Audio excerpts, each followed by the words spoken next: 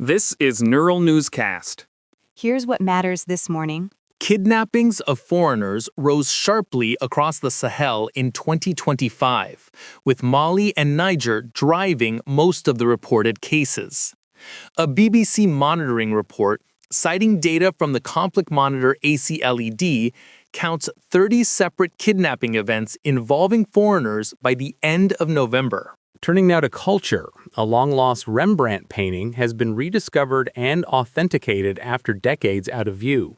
The BBC reports the Rijksmuseum in Amsterdam confirmed Rembrandt's Vision of Zacharias in the Temple dated 1633 after a 2-year examination. Researchers say the materials match the period, including the paints, the technique, the original signature, and a wooden panel that dates correctly.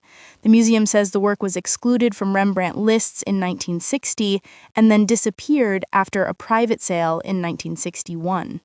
The museum will put the painting on public view starting Wednesday. Its value is not known, though the report notes the record auction price for a Rembrandt is £20 million, set in 2009.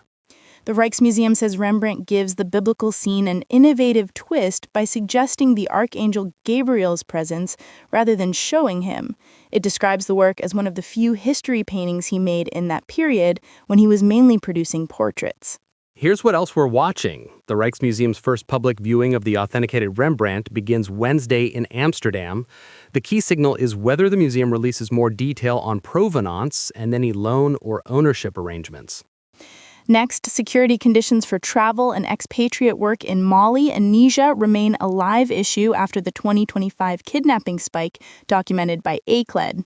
The near-term indicator is whether further releases, ransoms, or new abductions shift guidance for humanitarian groups and companies operating in gold regions.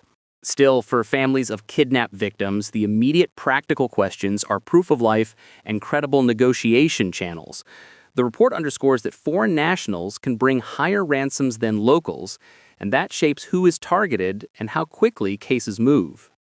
We'll be following additional reporting on how kidnapping networks operate across the Sahel and what it means for cross-border movement. We'll also track major museum authentication work where scientific testing can rewrite what's considered part of an artist's canon. This has been Neural Newscast. Thanks for listening. Neural Newscast is AI-assisted, human-reviewed. View our AI transparency policy at neuralnewscast.com. Neural Newscast uses artificial intelligence in content creation, with human editorial review prior to publication. While we strive for factual, unbiased reporting, AI-assisted content may occasionally contain errors. Verify critical information with trusted sources. Learn more at neuralnewscast.com.